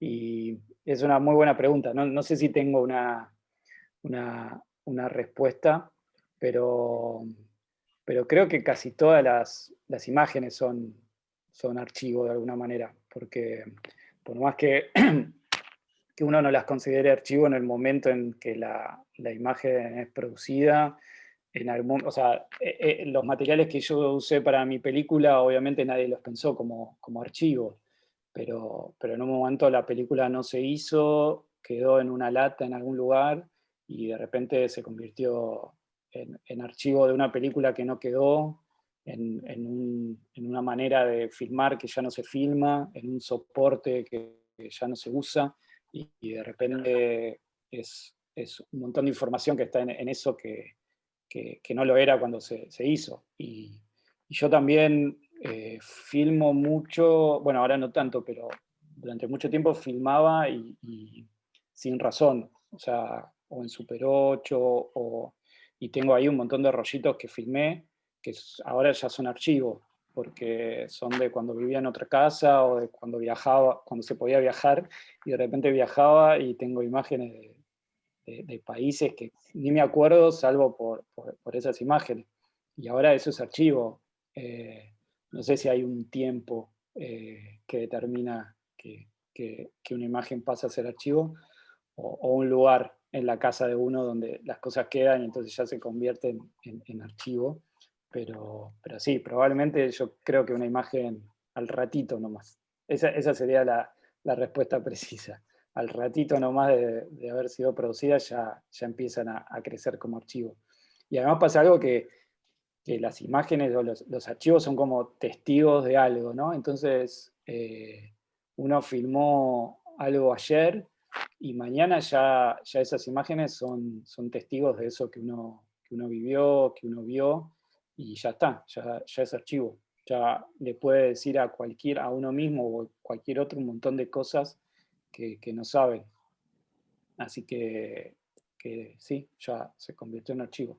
Incluso películas que fueron usadas para determinado fin, después de ese fin, ya también pasan a ser archivos. Digo, seguramente ustedes usaron materiales de películas que sí se terminaron, que sí fueron usadas y fueron usufructuadas, y después ya en otro contexto, en manos de alguien más, pasan también a ser archivo. Genial eso. Gracias, Leandro. Te vamos a citar. Mi problema es que además de hacer cine también soy archivista, entonces estoy como de los dos lados, y entonces tengo también el miedo ese de que no se puede guardar todo, de qué se hace con el archivo y demás. Entonces también entiendo que hay cosas que están para perderse, que no se puede guardar, o sea, uno intenta guardar todo, obviamente como archivista, pero también sabe al mismo tiempo que no se puede, porque los lugares son finitos, la plata que se necesita para un archivo también siempre suele ser limitada.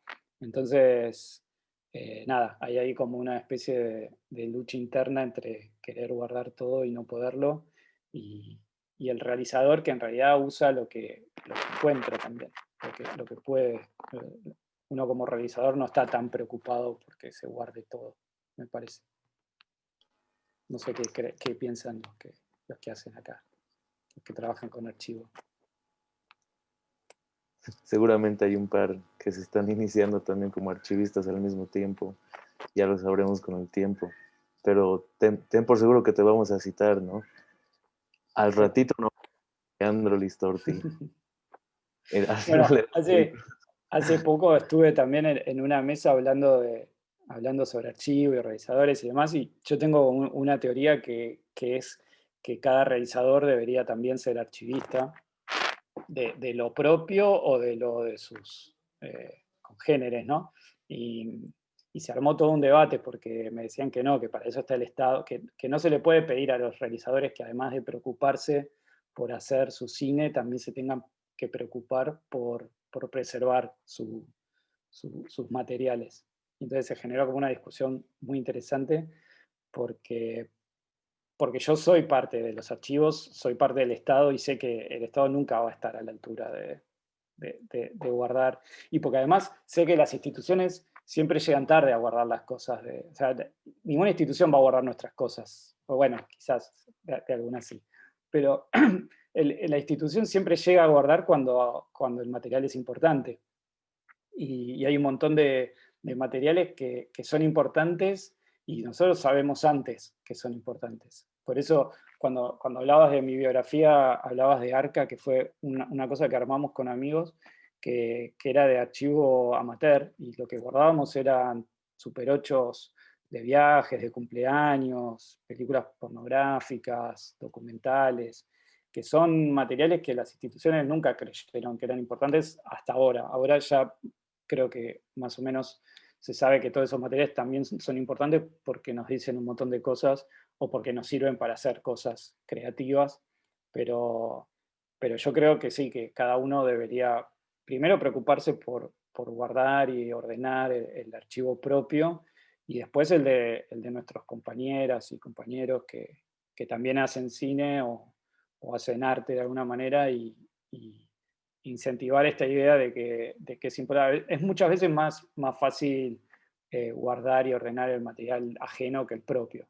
Entonces, si entre todos nos ponemos de acuerdo, cada uno le cuida el archivo al otro y así hacemos que no tengamos que depender de una institución o de un Estado, que obviamente sería genial que las instituciones, pero bueno, nosotros en Argentina tenemos una cinemateca legalmente desde hace un par de años y que todavía tampoco está funcionando como debería. O sea que imagínate que creer que el Estado va a salvaguardar el patrimonio audiovisual argentino, no hay manera que nadie me lo va a creer.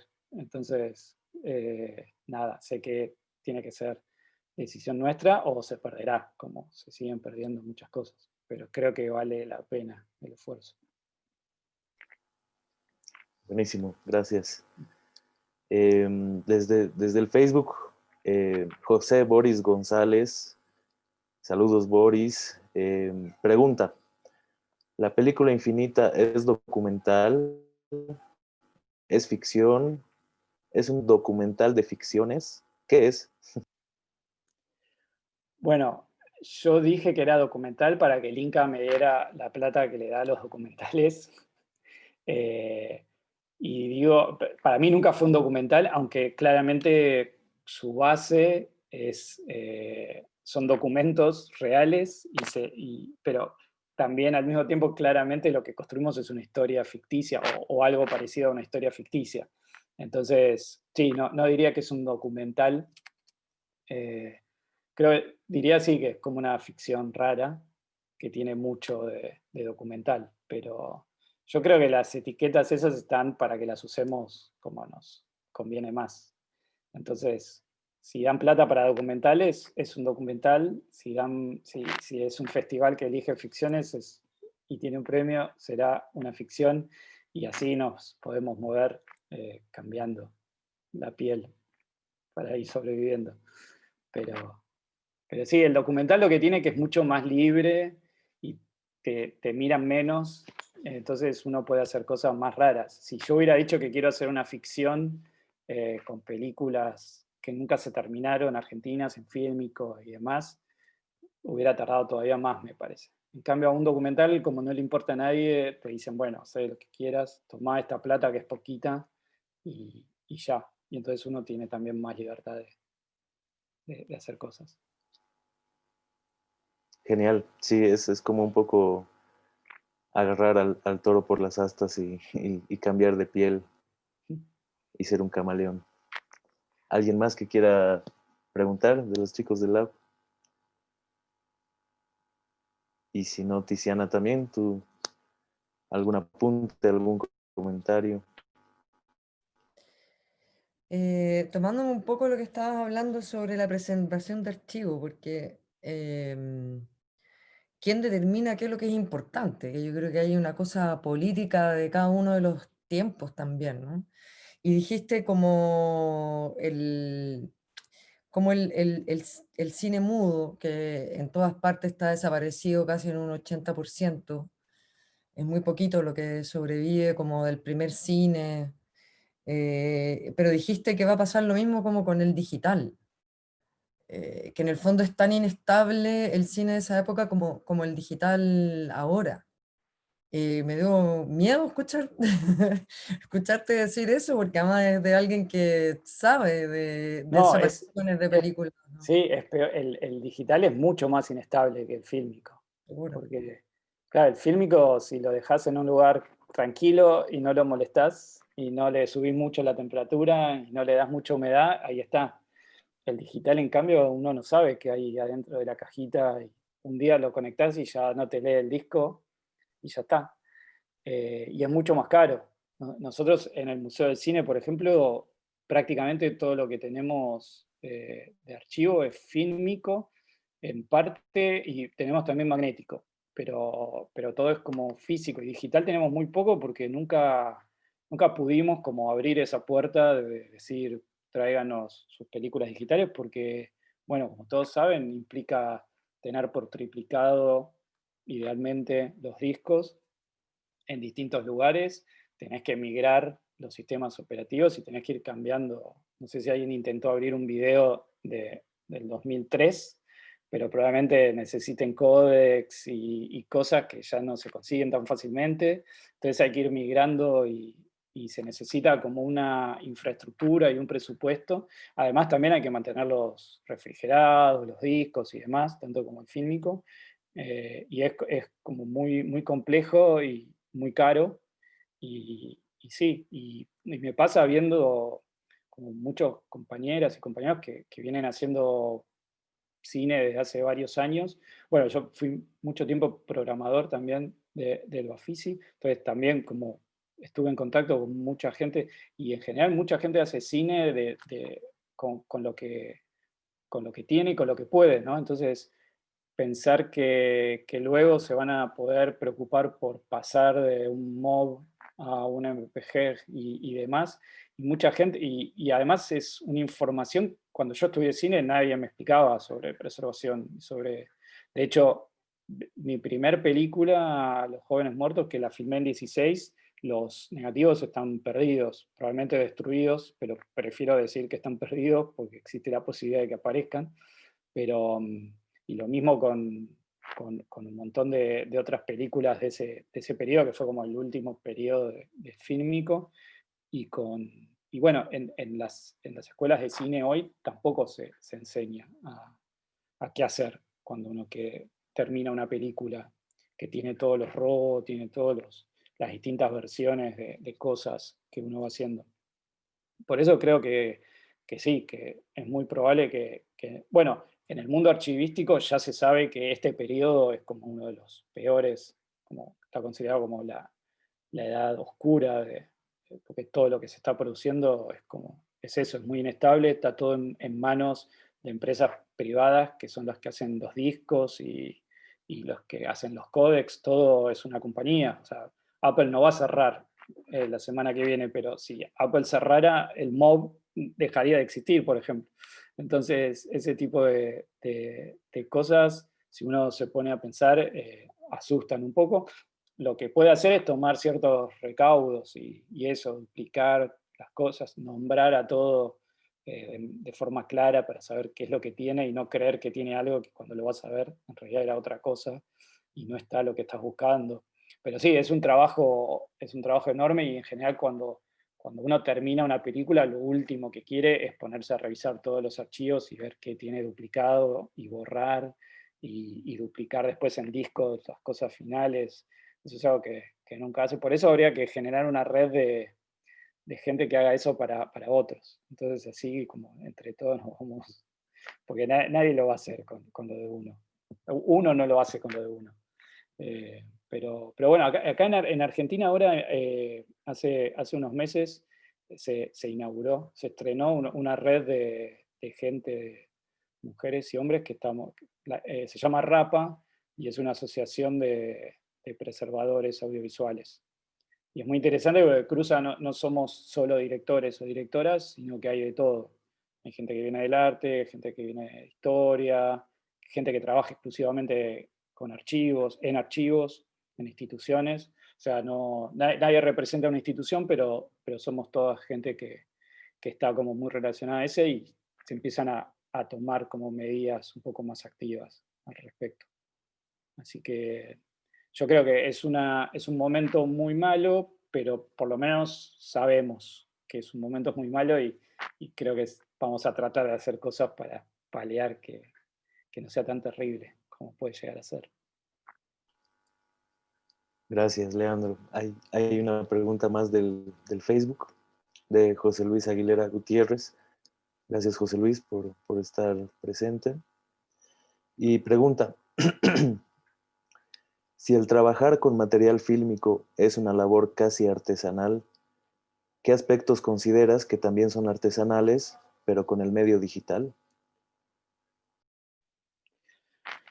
Bueno, para mí hay algo con el fílmico que es manual, que yo disfruto mucho, porque en general me gustan los trabajos manuales, como las plantas, la carpintería, y me parece que el trabajo con el fílmico medio que continúa ese. Creo que en el caso del digital es un poco más difícil porque hay mucha menos materialidad, es mucho más intermediado por herramientas que nunca hacen que termines de tocar el archivo, digamos. Uno nunca tiene el archivo en la mano, siempre está como o con el dedo o con el mouse. Pero probablemente haya como una especie de transmisión de esa sensación de tener el archivo en la mano cuando uno está trabajando con el Final Cut o con el Premiere, que aunque no esté sucediendo ese contacto, uno está relacionado. Entonces quizás no hay que pensar que simplemente se limita al contacto el táctil, digamos, del elemento con la mano, pero sí hay como una conexión de algún tipo con los materiales que uno está trabajando. Sobre todo porque uno está como mucho tiempo encima, está mirando muchas veces, está probando cortes, está probando sonidos.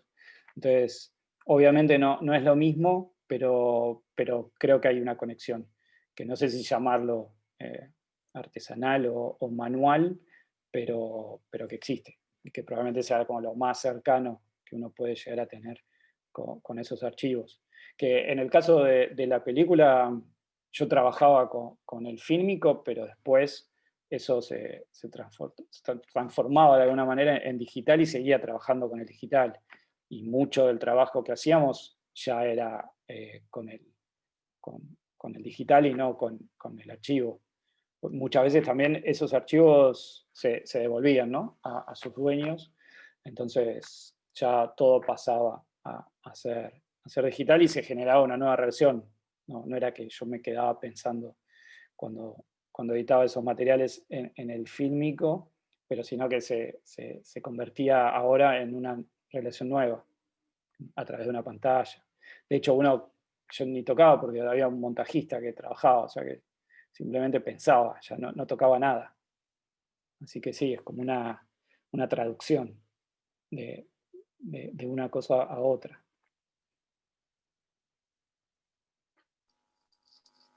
Excelente, Leandro. Muchas gracias. Quizás para ir cerrando, algún último comentario, pregunta. Aprovechemos que Leandro está aquí con su buenísima onda.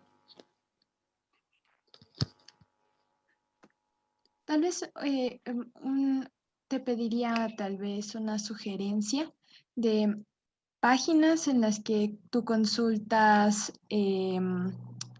¿cómo se llama? Sonidos, porque dijiste de que es como un pasatiempo, ¿no? Entonces tal vez hay alguna página que es interesante y que podrías Sí. decirnos cómo se llama. Bueno, hay una que no es exclusivamente de sonidos, pero tiene también muchos sonidos, que se llama archive.org, seguro la conocen. Tienen distintos tipos de materiales, incluidos sonidos, que es muy linda y está ahora como muy ordenada.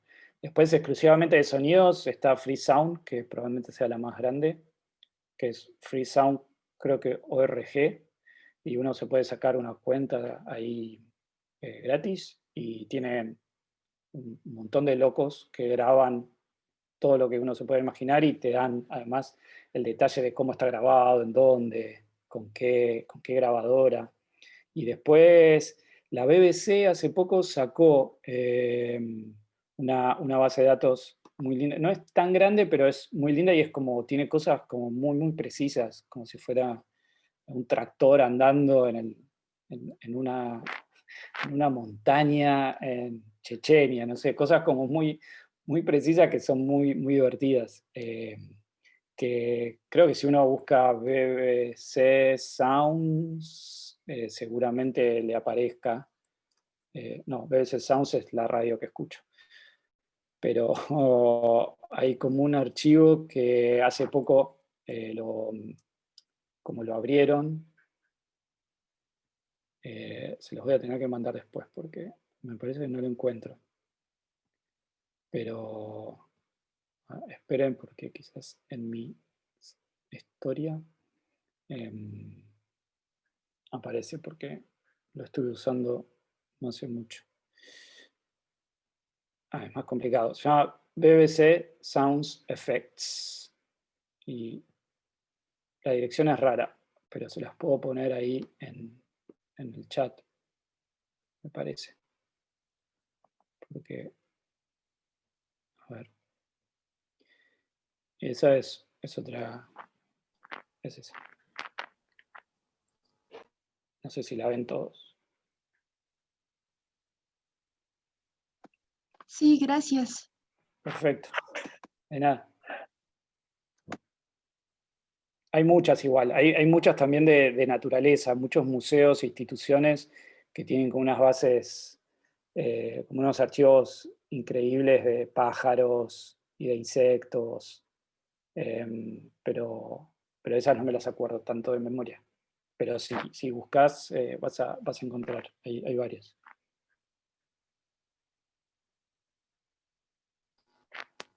Genial los datos, gracias, Leandro. De nada. Bueno, vamos cerrando esta lindísima conversación. Te agradecemos de nuevo muchísimo tu tiempo y tu disposición de colaborarnos aquí con el festival. Y bueno, mucha fuerza para seguir continuando con los proyectos. Ahora quiero ver lo que vayan a que producir. siga adelante ahí, toda la fuerza para